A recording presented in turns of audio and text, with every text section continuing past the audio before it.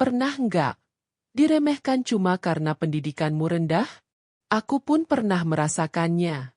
Tapi hidup punya caranya sendiri untuk membalikkan keadaan. Kalau kamu pernah diremehkan, semoga cerita ini jadi penguat untukmu. Tekan like, share, dan subscribe channel ini. Lalu tulis komentar dari kota mana kamu menonton, biar aku tahu kisah ini sudah sampai sejauh mana. Aku masih ingat jelas hari itu. Hari yang seharusnya penuh senyum, tawa, dan doa. Hari yang seharusnya jadi awal dari kehidupan baruku. Hari pernikahanku dengan Andi, pria yang sejak lama ku cintai. Aku mengenakan kebaya putih sederhana, bukan yang mewah, tapi bagiku itu sudah lebih dari cukup. Ayah dan ibu tersenyum haru. Mata mereka berkaca-kaca melihat anak bungsunya akhirnya dipinang orang. Namun di balik kebahagiaan itu, ada tatapan dingin yang terus menusuk dari awal aku datang. Tatapan dari ibu mertua. Aku tahu sejak awal, beliau tidak menyukaiku. Katanya, aku tidak pantas untuk anaknya. Alasannya sederhana, karena aku hanya lulusan SD. Ya, aku memang tidak punya ijazah tinggi. Hidup keluargaku penuh keterbatasan. Sejak kecil aku sudah terbiasa membantu orang tua di sawah. Bukannya duduk di bangku sekolah seperti teman-temanku. Aku berhenti sekolah bukan karena malas, tapi karena keadaan. Namun Andi tidak peduli dengan semua itu. Ia selalu berkata, yang penting hati kamu, Sar. Aku nggak butuh ijazah, aku butuh istri yang tulus. Kata-kata itu yang membuatku berani melangkah sejauh ini. Tapi sepertinya, bagi calon mertuaku, tulus saja tidak cukup. Saat akad berlangsung, aku menunduk khusyuk. Suara penghulu melantunkan doa. Orang-orang mengucap, sah, dengan penuh semangat ketika ijab kabul diucapkan. Aku pun resmi menjadi istri Andi. Aku seharusnya merasa lega, tapi di balik kerudungku, aku mendengar bisikan yang membuat hatiku perih. Kasihan anakku, sudah sarjana, dapatnya istri lulusan SD. Aku tahu betul siapa yang bicara. Suara itu suara ibu mertua. Bisikan itu jelas, meski pelan, tapi cukup membuat jantungku serasa diremas. Aku berusaha menguatkan diri. Kulemparkan senyum tipis pada para tamu yang menyalami.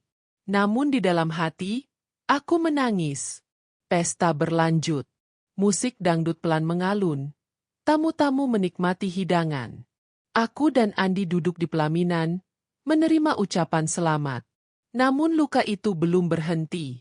Ketika seorang tamu keluarga besar bertanya pada ibu mertua, "Wah, menantunya cantik, Bu.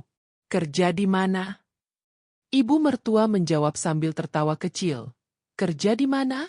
Mana ada kerja? Wong sekolah aja nggak tamat." Tawa orang-orang di sekitar terdengar jelas di telingaku. Aku tersenyum kaku, meski hatiku serasa ditusuk. Andi yang duduk di sampingku menggenggam tanganku erat, seolah berkata, "Sabar, Sar, sabar." Tapi aku hanya bisa menunduk. Dadaku sesak. Di malam hari, ketika semua tamu pulang, aku masuk ke kamar yang sudah dihias dengan bunga-bunga. Seharusnya aku bahagia. Seharusnya aku merasa seperti ratu. Tapi begitu pintu tertutup, air mataku jatuh tanpa bisa kubendung. Aku duduk di tepi ranjang, memeluk diriku sendiri. Andi masuk, menatapku dengan wajah panik. "Sar, kamu kenapa? Kamu nggak bahagia sama aku?" Aku menggeleng cepat, sambil berusaha menyeka air mata. "Bukan kamu, Di, aku malu, aku sakit hati." Andi duduk di sampingku, memegang pipiku dengan lembut. "Aku tahu. Aku dengar ibu bicara tadi. Aku minta maaf, Sar. Tapi percayalah, aku cinta sama kamu. Aku akan selalu ada buat kamu." Aku menatap matanya, mencoba percaya. Tapi di dalam hatiku, luka itu masih menganga. Aku tidak pernah menyangka, hari yang seharusnya menjadi hari paling indah dalam hidupku, justru menjadi awal dari penderitaan. Malam itu aku tertidur dengan mata bengkak. Di sampingku ada suamiku yang berusaha menenangkan. Tapi dalam tidurku, suara hinaan ibu mertua terus terngiang. Kasihan anakku, cuma dapat istri lulusan SD. Dan aku tahu, luka itu belum berakhir. Justru baru saja dimulai. Hari-hari pertama setelah menikah, aku dan Andi tidak langsung tinggal di rumah sendiri. Dengan alasan ekonomi, Andi memutuskan kami menumpang dulu di rumah orang tuanya. Awalnya aku mencoba menerima dengan lapang dada. Kupikir, ini bisa jadi kesempatan untuk belajar lebih dekat dengan keluarga baru. Aku ingin benar-benar menjadi menantu yang baik. Pagi-pagi sekali aku bangun, menyiapkan sarapan. Aku belajar masak resep kesukaan mertua. Sayur asem, sambal terasi, ikan goreng. Semua kulakukan dengan hati-hati. Tapi ternyata, apapun yang kulakukan selalu salah di matanya. Kenapa sayurnya hambar begini? Dasar nggak bisa masak. Pantas aja sekolah aja nggak tamat. Sindir ibu mertua sambil meletakkan sendok dengan kasar. Aku tercekat. Aku sudah berusaha keras. Tapi ternyata masih salah. Keesokan harinya, aku mencoba lebih teliti. Kumasak lebih lama, kutambahkan bumbu sesuai resep. Tapi begitu kuhidangkan, ibu mertua kembali berkomentar. Loh, ini asin sekali. Mau bunuh orang pakai garam? Memangnya, dasar nggak ada ilmu, semua serba gagal. Aku hanya bisa menunduk. Rasanya lidahku keluh. Hatiku perih. Bukan hanya soal masakan. Saat aku menyapu ruang tamu, beliau berkata, "Kamu ini nyapu atau main-main? Lihat tuh, masih ada debu di pojok. Kalau cuma sekolah SD, ya beginilah hasilnya." Nggak teliti. Aku mencoba tersenyum, meski dalam hati aku menangis. Bahkan saat aku mencuci pakaian, beliau masih menemukan celah untuk merendahkanku. Jangan pakai deterjen banyak-banyak, boros. Kamu pikir uang datang dari langit? Pantas aja orang tuamu miskin, ngajarnya boros. Kata-kata itu menusuk jantungku. Aku ingin membela orang tuaku, tapi lidahku keluh. Suamiku, Andi, beberapa kali mencoba membelaku. Bu, jangan gitu dong. Sari udah capek-capek ngerjain semuanya. Katanya suatu malam. Tapi ibu mertua malah membentak. Kamu diam, Di. Kamu itu nggak lihat apa? Dia ini cuma numpang hidup di rumah kita. Kalau bukan karena aku izinkan, dia itu nggak akan bisa tidur enak di sini.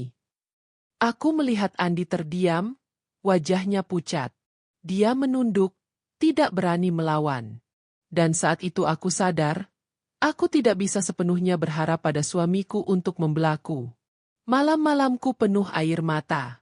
Aku sering menangis diam-diam di kamar, menutup wajah dengan bantal agar tangisku tak terdengar. Suatu malam, aku keluar kamar untuk minum. Saat melewati ruang tamu, aku mendengar suara ibu mertua berbicara dengan tetangga. Ya, aku ini malu sebenarnya. Anak sarjana kok nikah sama perempuan bodoh.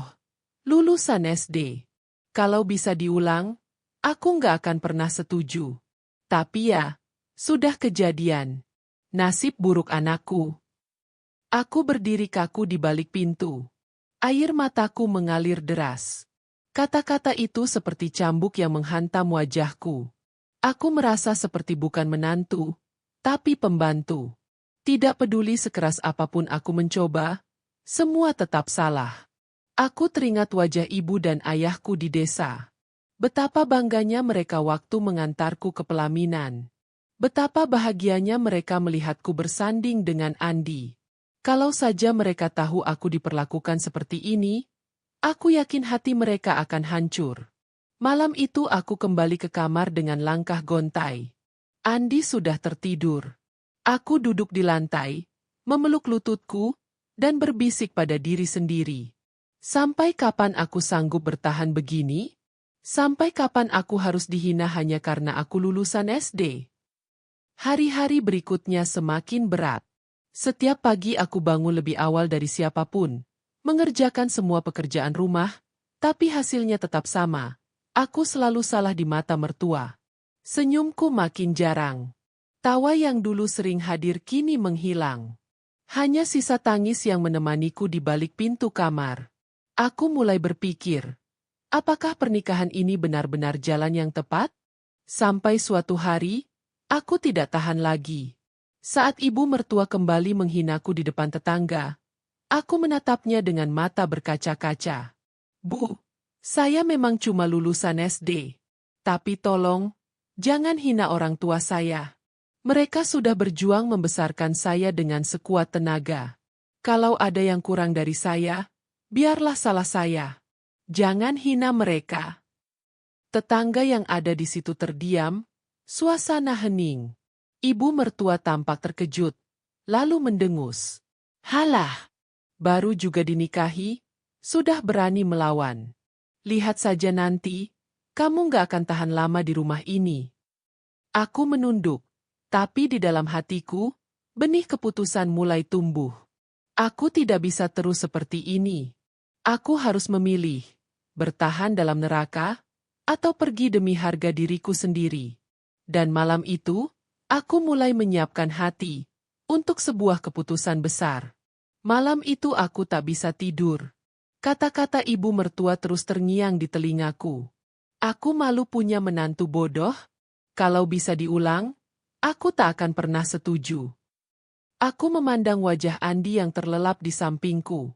Aku mencintainya, sungguh. Tapi apa gunanya mencintai bila setiap hari aku harus menelan hinaan? Aku sadar, aku tidak bisa terus begini. Aku harus mengambil langkah. Keesokan paginya, aku memberanikan diri berbicara pada Andi. Kataku lirih sambil menunduk. Aku ingin keluar dari rumah ini. Andi terkejut. Maksudmu apa? Sar? Kita kan baru menikah. Kamu mau kemana? Air mataku menetes. Aku nggak kuat, Aku nggak tahan terus dihina setiap hari. Aku merasa nggak dihargai, bahkan dianggap aib.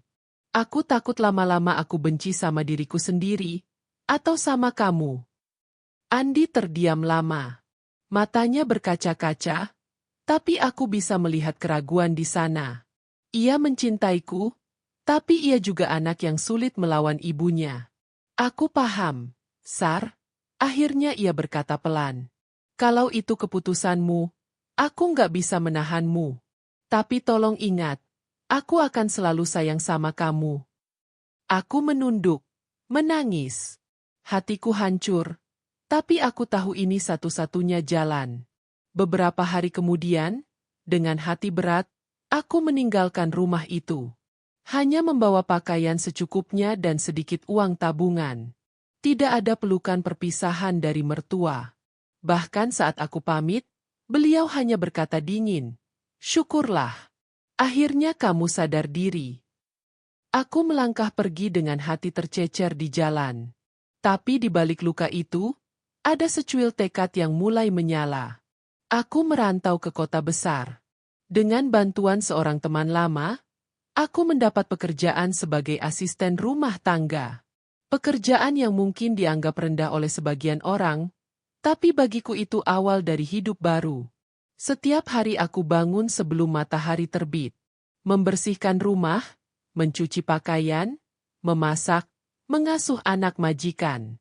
Badanku lelah, tanganku kapalan, tapi aku tidak mengeluh. Aku ingat jelas kata-kata hinaan ibu mertua. Dan entah kenapa, kata-kata itu kini menjadi bahan bakar semangatku. Aku akan buktikan, Bu. Aku bukan perempuan bodoh seperti yang kau bilang. Sedikit demi sedikit, aku menabung dari gajiku. Uang itu kugunakan untuk mengikuti kursus keterampilan sederhana. Menjahit, memasak, bahkan sedikit belajar membaca resep modern. Majikanku baik hati. Melihat semangatku, ia sering memberiku kesempatan belajar. Sari, kamu berbakat masak. Loh, coba kembangkan. Kalau kamu tekun, suatu hari kamu bisa buka usaha sendiri. Kata-kata itu bagai embun segar di tengah gurun. Untuk pertama kalinya, aku merasa dihargai. Tahun demi tahun berlalu. Aku mulai membuka usaha kecil-kecilan, menerima pesanan kue dari tetangga dan teman-teman majikan. Awalnya hanya beberapa kotak kue setiap minggu. Tapi karena rasanya enak dan harganya terjangkau, pesananku semakin banyak. Aku bekerja siang malam, sering tidur hanya 3 jam sehari. Tapi aku tidak peduli. Setiap kue yang kubuat, setiap masakan yang kuhidangkan, adalah langkah menuju kebebasan. 5 tahun kemudian, aku berhasil menyewa kios kecil di pasar. Dari sana, usahaku berkembang menjadi catering rumahan. Pelangganku mulai datang dari berbagai kalangan. Ibu rumah tangga, pegawai kantor, bahkan pejabat kecil. Aku mempekerjakan beberapa orang tetangga untuk membantuku. Rasanya luar biasa bisa memberi pekerjaan bagi orang lain. Aku, yang dulu dianggap bodoh karena hanya lulusan SD, kini menjadi pemilik usaha yang diperhitungkan. Malam-malam panjang yang dulu kuisi dengan tangisan, kini berganti dengan senyum bangga.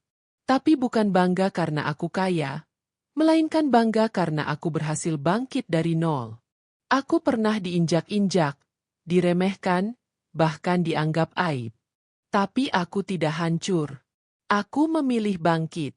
Dan di dalam hatiku, aku tahu, suatu hari aku akan bertemu lagi dengan mereka. Dengan orang-orang yang pernah merendahkanku. Dan saat hari itu tiba, aku ingin mereka melihat sendiri. Bagaimana seorang lulusan SD bisa berdiri tegak, jauh lebih kuat dari yang mereka bayangkan. Hari itu aku sedang duduk di ruang kerjaku, memeriksa pesanan catering untuk bulan depan. Bisnisku kini sudah berkembang pesat. Dari kios kecil di pasar, aku kini memiliki dapur besar dengan puluhan karyawan. Mobil box berjejer di halaman, siap mengantarkan pesanan. Telepon hampir tak pernah berhenti berdering. Namaku mulai dikenal sebagai salah satu penyedia catering terbesar di kota. Aku tidak pernah menyangka hidupku bisa sejauh ini. Dulu aku hanya seorang gadis desa lulusan SD yang dipandang hina. Kini, aku bisa berdiri dengan bangga di atas keringatku sendiri. Suatu pagi, asistanku datang dengan wajah bersemangat. Bu Sari, kita baru dapat kontrak besar. Catering untuk acara pernikahan anak seorang pejabat. Jumlah tamunya lebih dari 1.000 orang. Aku terhenyak. 1.000 orang? Itu pesanan terbesar sejauh ini. Aku tersenyum, meski hatiku berdebar. Alhamdulillah, baik, kita terima. Kita harus persiapkan matang-matang. Hari-hari berikutnya penuh kesibukan. Kami bekerja siang malam, menyiapkan bahan, melatih tim, memastikan semuanya sempurna. Aku ingin acara ini menjadi pembuktian bahwa usahaku mampu bersaing dengan catering manapun. Hari yang ditunggu pun tiba. Aku mengenakan kebaya sederhana tapi elegan, rambutku disanggul rapi. Aku ingin terlihat profesional di tengah para tamu penting. Saat memasuki gedung mewah tempat resepsi, aku sempat berhenti sejenak. Lampu kristal berkilauan, karpet merah terbentang, para tamu berdandan anggun. Aku menarik napas panjang. Ya Allah, beri aku kekuatan. Ini adalah langkah besar. Timku bergerak cepat, menyusun hidangan di meja panjang. Aneka lauk, kue, minuman segar. Aroma masakan menggoda siapapun yang lewat. Aku berdiri di samping meja, menyambut tamu-tamu penting yang ingin berkenalan dengan pemilik catering sukses. Wah, Ibu Sari, hebat sekali ya. Semua makanannya enak. Benar? Nggak kalah sama catering papan atas. Pujian itu membuat dadaku hangat. Aku tersenyum, berterima kasih satu persatu. Hingga tiba-tiba, aku melihat sosok yang tak asing memasuki ruangan. Seorang wanita bergaun mewah, rambut disanggul tinggi, wajah angkuh yang dulu sering menghina. Ibu mertua. Langkahku seketika membeku. Tanganku bergetar. Untuk sesaat aku ingin mundur, bersembunyi. Tapi hatiku segera berbisik, tidak, Sari. Inilah waktunya. Jangan pernah menunduk lagi. Aku berdiri tegak, menatapnya dari kejauhan. Beliau berjalan anggun bersama beberapa kerabat. Saat melewati meja hidangan, ia berhenti. Matanya terarah pada papan nama kecil di ujung meja yang bertuliskan catering oleh Sari, spesialis cita rasa Nusantara. Wajahnya langsung pucat. Tangannya yang memegang tas kecil sedikit bergetar. Seorang tamu yang berdiri di dekatnya tersenyum bangga sambil berkata, "Ibu, ini loh pemilik cateringnya. Namanya Bu Sari. Hebat sekali ya. Usahanya besar, rasanya enak semua. Katanya sekarang sudah langganan banyak acara pejabat." Aku melangkah maju, tersenyum sopan. "Selamat siang, Bu." Ibu mertua terdiam. Matanya melebar, bibirnya kaku. Ia jelas tidak menyangka akan bertemu denganku di sini, apalagi dalam posisi seperti ini. Suasana seakan melambat. Beberapa tamu lain ikut memperhatikan. Semua mata tertuju pada kami. Aku menahan napas, lalu dengan suara tenang berkata, "Saya Sari, Bu. Senang bisa melayani acara besar ini." Beliau membuka mulut, tapi tak ada kata keluar. Wajahnya memerah, entah karena marah atau malu. Aku bisa melihat jelas bagaimana gengsi yang dulu setinggi langit kini runtuh di hadapanku. Sepanjang acara, aku tetap bekerja profesional. Aku melayani tamu-tamu, mengawasi timku, memastikan semua berjalan lancar. Tapi aku tahu, dari kejauhan ibu mertua terus mengawasiku dengan tatapan yang sulit dijelaskan. Ada kaget, ada kagum, tapi juga ada penyesalan. Dan di dalam hatiku, aku berkata, "Inilah saatnya, Bu. Aku bukan lagi menantu yang bisa kau hina. Aku sudah berdiri dengan kakiku sendiri." Sore menjelang, acara hampir selesai. Tamu-tamu berangsur pulang, memuji hidangan yang kami sajikan. Sebelum pergi, seorang pejabat bahkan menyalamiku dengan hangat. "Bu Sari, terima kasih banyak. Luar biasa. Nanti untuk acara dinas, saya akan pesan lagi ke tempat Ibu." Aku tersenyum bahagia. "Terima kasih, Pak." Dengan senang hati, aku bisa merasakan tatapan ibu mertua yang semakin berat. Ia berdiri tidak jauh, wajahnya benar-benar sulit terbaca. Dan aku tahu, saat acara benar-benar usai, pertemuan antara aku dan dia tak bisa lagi dihindari. Acara pernikahan itu akhirnya selesai. Para tamu sudah pulang satu persatu, meninggalkan gedung yang mulai sepi. Timku sibuk membereskan meja, mengangkat piring-piring kosong, dan merapikan peralatan catering. Aku sendiri berdiri di dekat panggung, memberikan instruksi pada beberapa karyawan. Dari sudut mata, aku bisa melihat sosok yang sejak tadi tak pernah jauh dariku, ibu mertua. Beliau tidak langsung pulang, meski kerabat-kerabatnya sudah berpamitan. Ia berdiri kaku, wajahnya tegang, seolah ada yang memberatkan langkahnya. Dan aku tahu, akhirnya saat itu datang. Perlahan, beliau melangkah mendekat. Tumit sepatunya berderap di atas lantai marmer. Suaranya terdengar jelas di ruang yang mulai hening. Aku menoleh. Tatapan kami bertemu. Di matanya, tidak ada lagi sorot angku seperti dulu. Yang ada hanyalah keraguan, penyesalan, dan gengsi yang terpaksa runtuh. Beliau berhenti tepat di hadapanku. Tangannya meremas tas kecil yang ia bawa. Bibirnya bergetar, seolah sulit menemukan kata. "Sari," suaranya akhirnya terdengar, pelan, bahkan nyaris berbisik. Aku menatapnya tenang. "Iya, Bu." Hening sejenak. Lalu, dengan suara terbata, ia berkata, "Maafkan Ibu." Aku terdiam. Kata-kata itu, tak pernah kubayangkan akan keluar dari mulutnya. Wanita yang dulu menghina dan merendahkanku tanpa henti, kini meminta maaf. Beliau menunduk, suaranya semakin lirih. "Ibu salah. Ibu dulu terlalu meremehkan kamu. Ibu pikir kamu gak akan jadi apa-apa. Ibu takut kamu hanya akan jadi beban buat Andi. Tapi ternyata, kamu lebih kuat dari yang ibu bayangkan. Dadaku bergemuruh. Aku ingin marah. Aku ingin meluapkan semua sakit hatiku. Tapi entah kenapa, yang keluar dari bibirku justru suara yang tenang. Bu, dulu saya memang cuma lulusan SD. Saya memang gak pintar, gak punya ijazah tinggi. Tapi hidup mengajarkan banyak hal yang gak ada di sekolah. Hinaan ibu, justru yang membuat saya kuat sampai di titik ini. Beliau menutup wajah dengan tangannya. Bahunya bergetar. Untuk pertama kalinya, aku melihat ibu mertua menangis di depanku. Beberapa orang yang masih berada di ruangan ikut memperhatikan. Mereka berbisik-bisik. Sebagian menatapku dengan kagum. Aku berdiri tegak, menahan air mata yang hampir jatuh. Bu, lanjutku, saya nggak pernah dendam. Saya cuma ingin dihargai, sama seperti orang lain. Pendidikan itu penting, tapi bukan segalanya. Yang terpenting adalah hati dan kerja keras.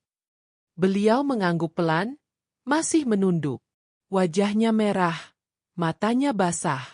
Aku bisa merasakan gengsi besar dalam dirinya runtuh begitu saja. Saat itu, Andi muncul dari kerumunan. Wajahnya terkejut melihat ibunya berdiri di depanku dengan tubuh gemetar. Ibu, panggilnya pelan. Beliau menoleh pada anaknya, lalu kembali menunduk. Maafkan ibu, Di. Ibu salah menilai istrimu. Ibu terlalu buta oleh gengsi. Andi menatapku, lalu menatap ibunya. Air matanya jatuh. Akhirnya ibu sadar juga. Aku menunduk sejenak, mencoba menenangkan gejolak di dadaku. Lalu dengan suara lirih aku berkata, saya sudah memaafkan, Bu. Dari dulu. Karena tanpa hinaan itu, mungkin saya nggak akan pernah bisa berdiri seperti sekarang. Suasana hening. Hanya terdengar isak pelan dari ibu mertua. Aku melangkah mundur, memberi jarak. Aku tidak ingin terlihat congkak. Tapi aku juga tidak ingin kembali menunduk seperti dulu. Aku ingin beliau melihat bahwa aku sudah berbeda. Bahwa aku bukan lagi menantu yang bisa diremehkan. Aku kini seorang perempuan yang berdiri tegak dengan harga diri dan keringatnya sendiri. Beberapa tamu yang masih ada menghampiriku, menyalami dan memberi selamat. Bu Sari, Anda luar biasa. Hebat sekali, dari bawah bisa sampai sejauh ini. Aku tersenyum, mengucapkan terima kasih. Tapi di dalam hati, aku tahu, pujian itu bukan hanya untukku. Itu adalah jawaban bagi semua hinaan yang pernah kuterima. Dan ibu mertua tahu betul. Semua orang kini melihat kenyataan yang tak bisa ia sangkal. Malam itu, saat aku pulang ke rumah, aku duduk di teras sebentar. Menatap langit, bintang-bintang berkelip lembut. Aku menarik napas panjang, lalu tersenyum kecil. Ya Allah, akhirnya aku bisa melalui semuanya. Ternyata benar, roda kehidupan selalu berputar. Hari ini aku membuktikan bahwa hinaan bukan akhir dari segalanya. Air mataku jatuh, tapi kali ini bukan air mata kesedihan. Ini air mata lega. Aku sudah memenangkan pertarungan terbesarku, melawan rasa rendah diri, melawan sakit hati, dan membuktikan bahwa aku mampu. Dan saat mengingat wajah ibu mertua yang tertunduk malu, aku tahu, hidup telah membalas dengan caranya sendiri.